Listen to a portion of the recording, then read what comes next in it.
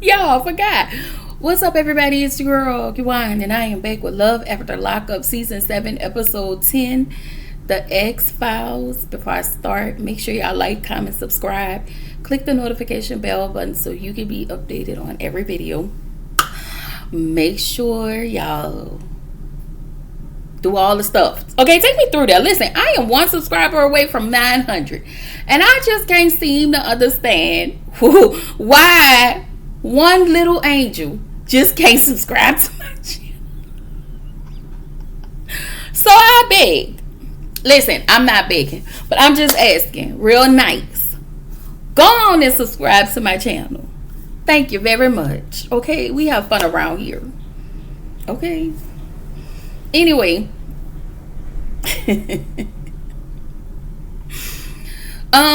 Child, this episode was a mess. So we gonna start the episode with Bonita, Goddess, and Damon. Goddess is trying to pick out an outfit, so she can pick up a little jailbird man. She hasn't had her cheeks clapped in about 13 months, and I get it. No judgment over here, honey. Bonita is visited by Damon's mama, Nikita, and stepdad, Charles. Damon's mom and stepdad, which is Damon's mom and stepdad. I'm sorry, let me get myself together. I just wanted to know if y'all seen Bonita's body language, but what I realized, she kept trying to cover her breasts because of the way the shirt was. Like, the shirt had everything open, and it was a tie shirt in the front. So she kept doing this, and she kept doing this, so it looked like her body language was uncomfortable. But I was like, girl, now you could have went and put on a t-shirt, but whatever, because that's your house.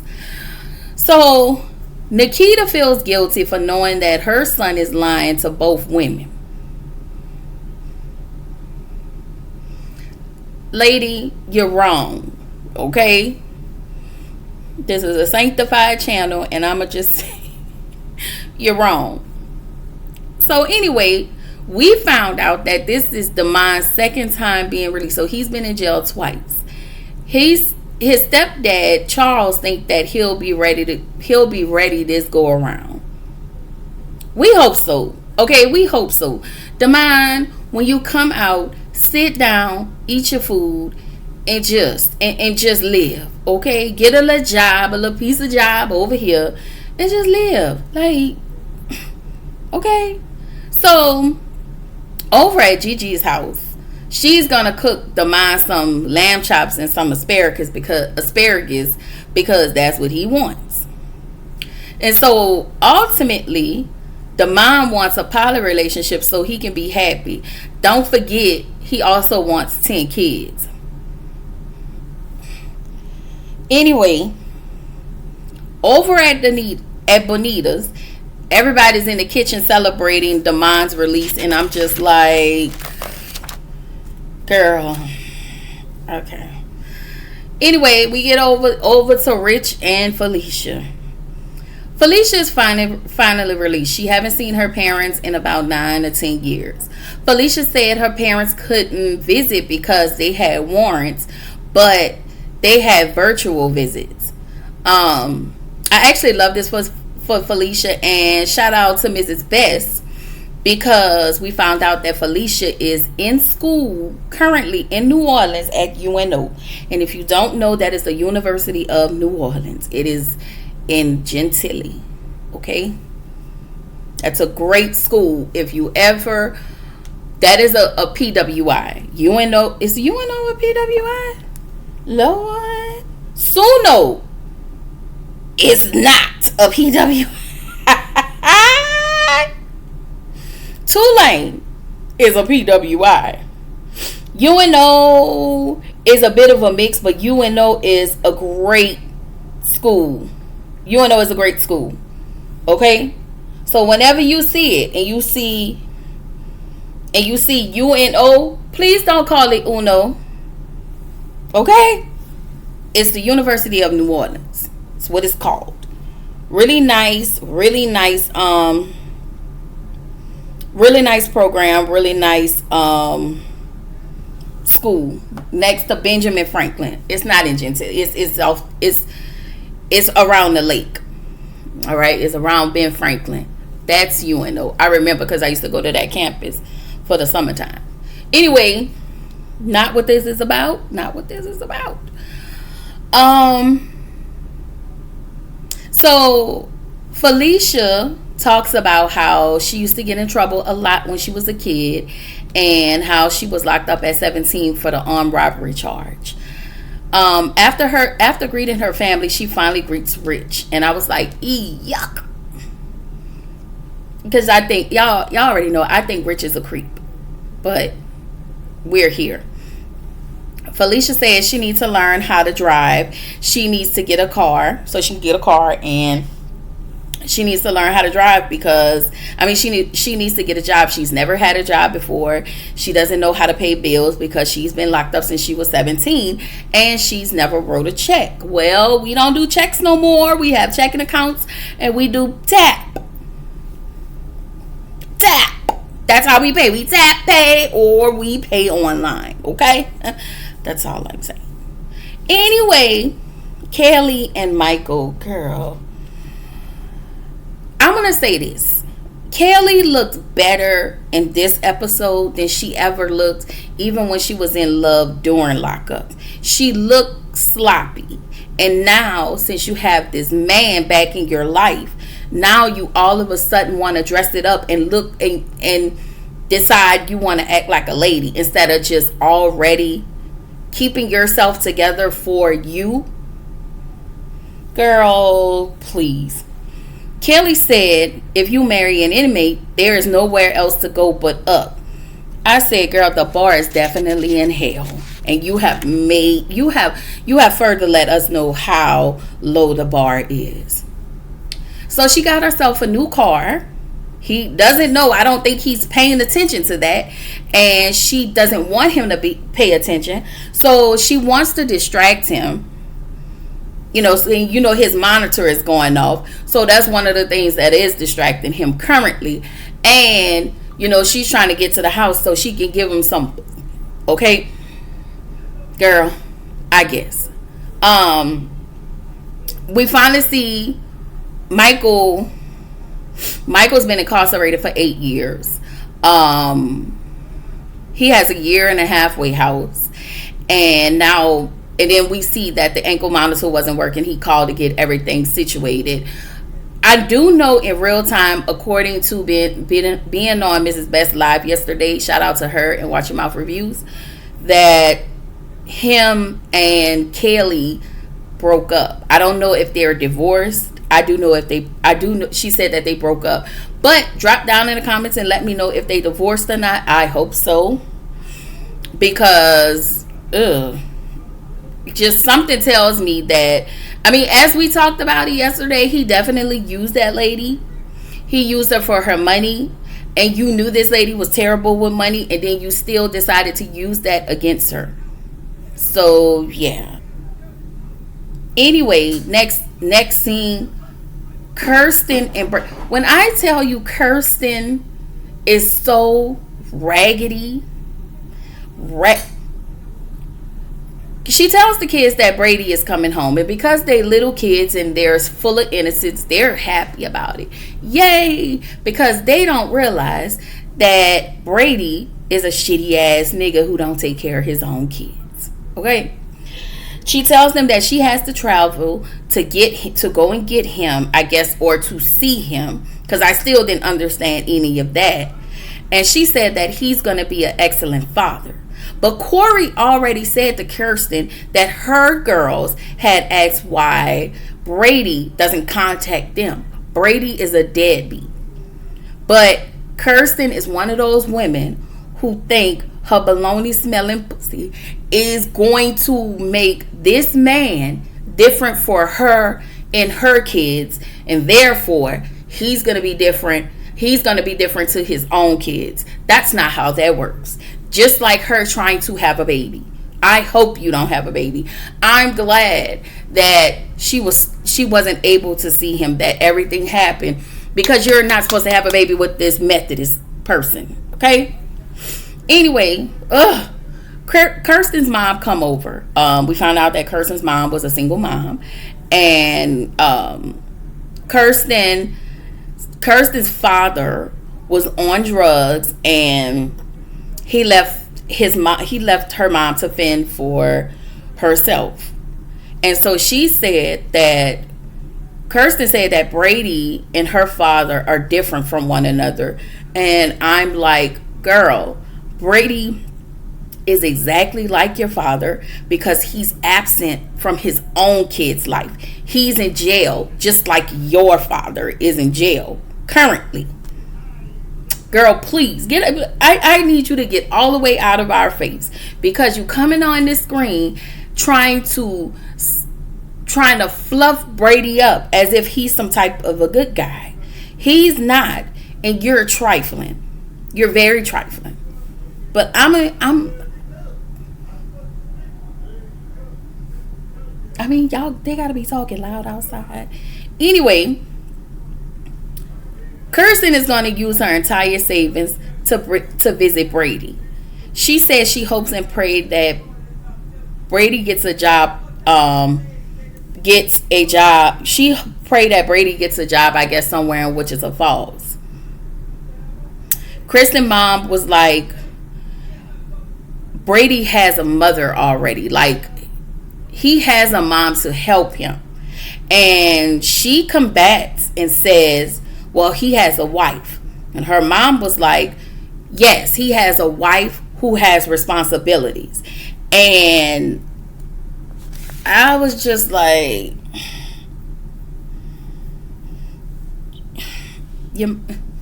you're stubborn. Like,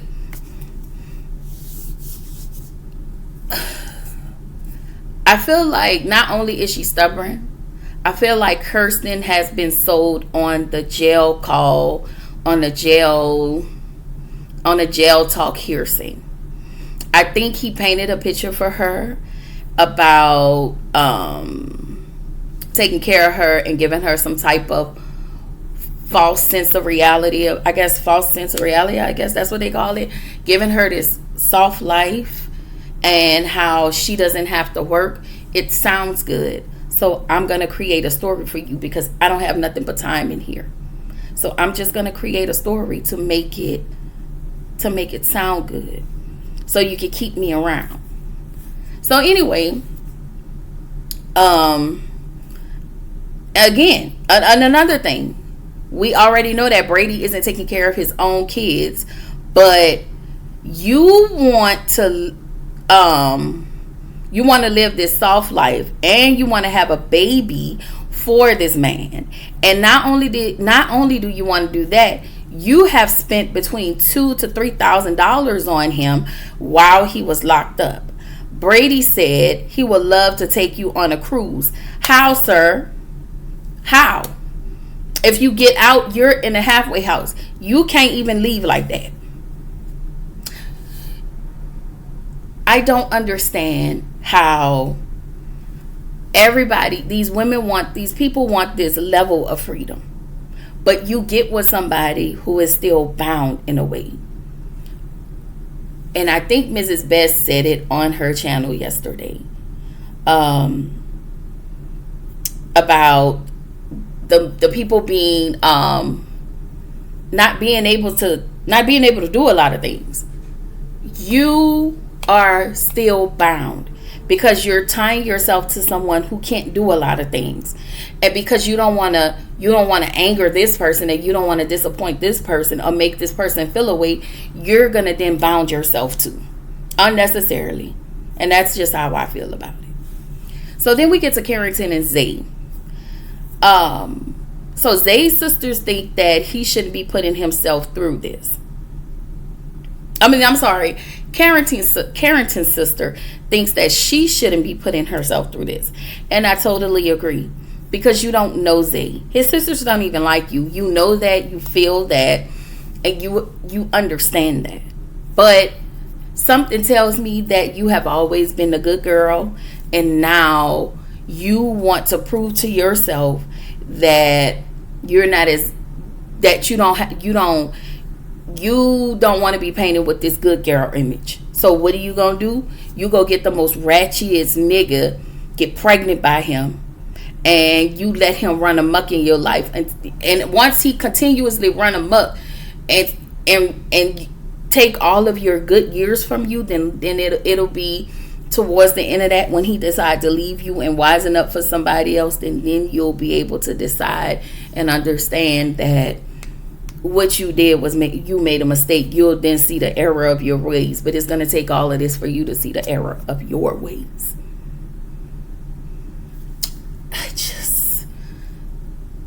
I feel like Carrington is lame. Carrington is lame as a fuck. She's a bird. She's a pygmy. And listen, I'm hard on, it feels like I'm very hard on her, and I am. Because you're sitting here, and then you're sitting on the phone with London, and he just filling your head with all types of BS, and you just, it comes off as childish. Like, what was your childhood like? And that is the main question I have. Like, what was your childhood like? I'm just asking. So then we get to the other house with Zay's sisters, and they think Carrington isn't good enough for Zay. So you think this educated woman, beautiful black educated woman, I did just go in on Carrington, but I'm gonna protect her over here. You think that this black educated beautiful woman isn't good enough for your raggedy ass, dirty as jailbird ass dick booty brother? Oh, okay. But I digress. They get a knock on the door, and it's the little milk of magnesia, the jawbone Methodist, McKenna. Girl, I finally looked at her jawbone. I'm going to say this about them three sisters. I don't know if they three cousins, but them three raggedy roaches. I feel like y'all using McKenna for a storyline, and y'all going to get McKenna's feelings hurt. I feel like y'all also chose McKenna to this passive aggressive, late, lame, whack ass shit. I feel like y'all chose her because, well, y'all said y'all chose McKenna because she showed loyalty over and over to your brother. And McKenna said she's been sending him money. And ultimately what that meant is Zay has been using McKenna because he knows he can use McKenna because McKenna is slow. Thank the Methodist for that. It was the Methodist that keeps her slow. Okay, it may not be the Methodist, it may be something else, but I tell you, the way them jawbones look, it's something. Okay, tap that white girl for me. So they tell McKenna about Carrington and the personal calls that are happening between her and Zay. I can smack the piss out of these three roaches. And you know what they look like? They look like them bugs that look like roaches at the office on Men in Black. The ones that say, wada, wada. That's what they look like. The little Men in Black book. I don't know, but that's what they look like. Sorry. Not sorry. So then we get to back to Rich and Felicia. So we found out that Felicia's father was incarcerated when she was 11, and her mom was arrested when she was 12. Her and her brother was in foster care. And we get to the car with Stephanie. Stephanie feels like she failed Felicia because when Felicia contacted her to get her out of the group home, Stephanie tried to do everything she could, but she just couldn't get her out. So I feel like Stephanie has carried that for a long time, and she felt guilty about that for a long time. So Stephanie's daughter was like, you don't have to carry that this is not your fault. You did what all you could do. There was nothing else you can do. you know. And I think she's, well, I don't know, but she did feel bad about it. So everybody gets to the restaurant. Everybody's sitting down eating. Felicia's mom asks what are her plans, what are her and Rich's plans. And he said they will figure it out. They asked how long have they been talking. It's very silent. And he said, well, he was married, but he's now divorced. So we found out that DJ didn't know. Now, we don't know if DJ didn't know if he was married. Or we didn't know that DJ knew he was married and didn't divorce. In divorce. Like, that's the question. And so Felicia gets pissed off. She gets up and leaves, and her cousin goes behind her. And so she was like, did you hear that? And they felt like they needed to know if Rich is divorced or if he was ever married. So she said, I'm going to just let my family ask him questions, and then I'll have like my follow-up questions, but I'm not going to ask him in front of everybody. So they went, I guess she went to the restroom and homegirl went wherever she went. So in the next scene, we get Kelly and Michael. They haven't smashed since they were 19 years old. And all he wanted to do was smash. And all I got was he threw out production, and that was very cringy to watch. And yeah, ew. Anyway, Bonita, Goddess, and Damon. Now, Bonita is in her backyard. Baby, she got her one rolled up, and that cat, all you can hear the cat saying is meow, meow. Bonita is high as hell right now, and she look like she feel good, and she look like she feel good all over. Okay, I feel like my girl smoked the good one, and she got more plans to create thighs on a stick, in addition to pussy pops and dicks on a stick and titties on a stick. Okay? So Goddess, in the next, we see Goddess. We go over to Goddess. Goddess says she wants a soft life. She says she's nervous. Damond is out of jail. With a white, well, she is nervous. She talks about how nervous she is and how much she wants a soft life because she's tired of being strong and she's tired of doing everything. And I just feel like you can create your own soft life. You don't need somebody to be around to create your soft life. Just simply say you want somebody to be there to help you do all the other things. That doesn't mean you're gonna have a soft life. There are a lot of people that are in relationships and do not have a soft life. They shit is hard. Okay, I don't know. I ain't none of that. Okay, none of it. So in the next scene, Damon is finally out. He got a little 13-gallon white trash bag with a bunch of pictures of Gigi and Bonita, and he got his little clothes that he came in with, and I guess some paperwork and documents and whatnot. And he doesn't, these are pretty important to him, so he doesn't want any of the women to find any of those things. I also believe that there are pictures of other women in there, but we're gonna keep that, we're gonna keep it PG. So in the next scene, we see Carrington. Carrington is talking with this dude named London she met on a dating site 2 years ago that she never met in person as well. She tells London that how much Zay's sisters may not like her. She feels like they don't like her, and he's asking about her relationship. And basically, he's like, I know you got a man, but what that got to do with me? I want to be with you. All this crazy stuff, but he's a truck driver. Okay.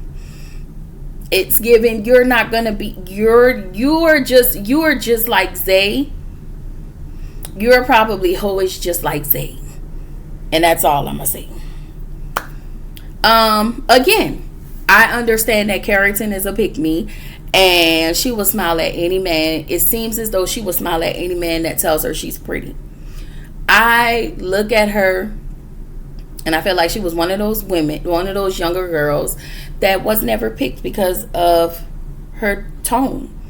She was never selected by a boy. Or I really want to know what her childhood is like. I really want to know, because it would explain a lot about Carrington's personality.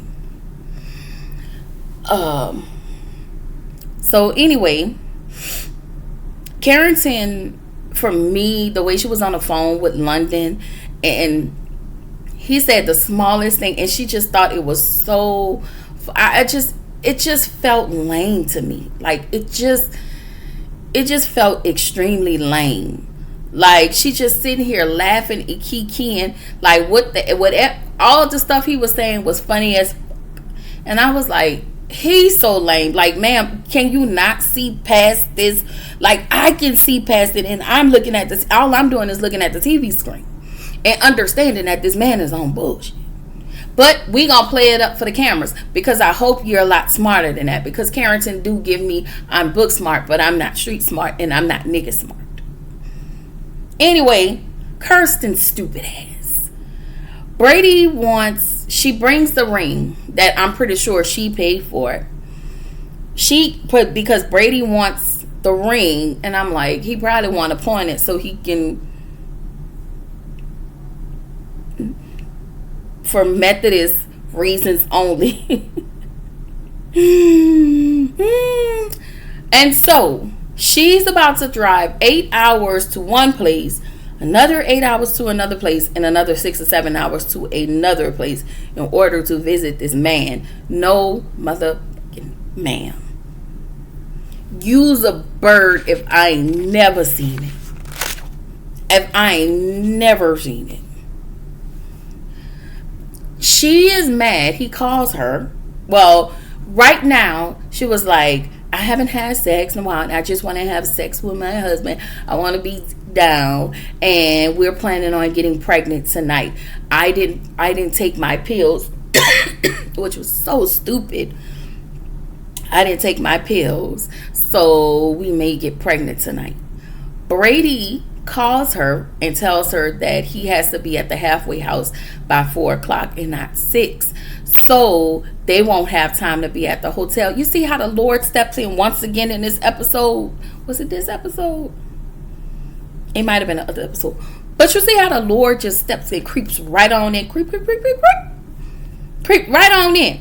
You're not finna have nothing by a Methodist. Go get you a Baptist. Okay? I'm sorry. It's a bad joke. Okay? Tap that white girl for me. Anyway, so now she's pissed off because she came for a book. And I was like, girl, the way the Lord just stepped in and slapped you with the biggest no, like, you really got to just stop and say sometimes, I know the Lord love me. Go do what you know, jailbird. Shout out to Yvette. Use your hand.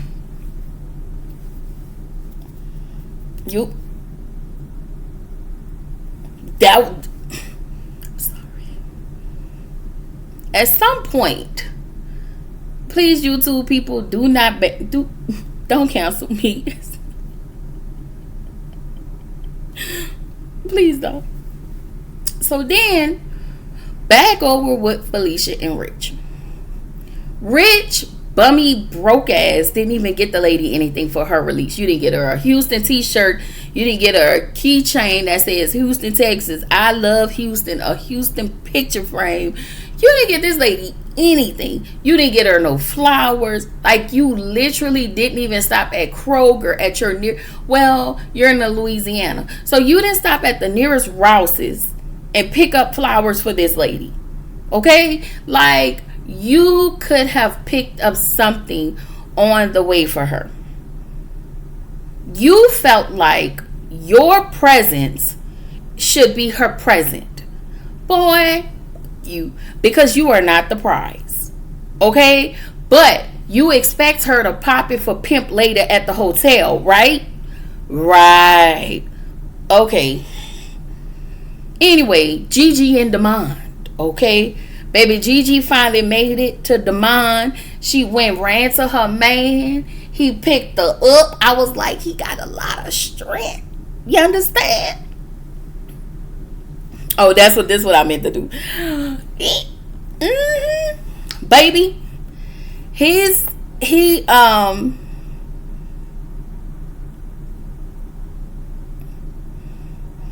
said, so he did say this, because he's been in trouble and he's seen the inside of the jail twice.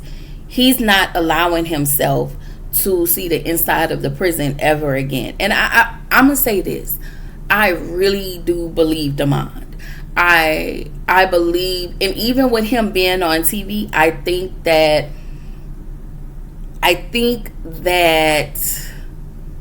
he's going to, I think this is going to help him stay out of prison even more. How, I don't know, but I believe that his freedom is more important than getting sent back to jail. So I'm hoping he'll do everything right, and it may not be everything, but I believe that Demond is going to turn over a new leaf. Now, as far as, him and the women, that's a totally different story. That's a choice. Okay. So, yes, that is all I have as it relates to Love After Lockup. Okay. This was a crazy episode, as per usual. Okay. Some of these people has gotten on my natural nerve. Okay. But yeah. So anyway, what I want to say, tomorrow I will give y'all Heart and Hustle Houston. Heart and Hustle Houston tomorrow. I'm not gonna do anything. I'm just gonna do three videos today. Heart and Hustle Houston tomorrow, y'all. This is your girl. Yes. So that's all I got. But this is your girl, Kiwan, reminding you to keep showing up, keep growing, stay true to yourself, and I will see y'all in the next video. Bye.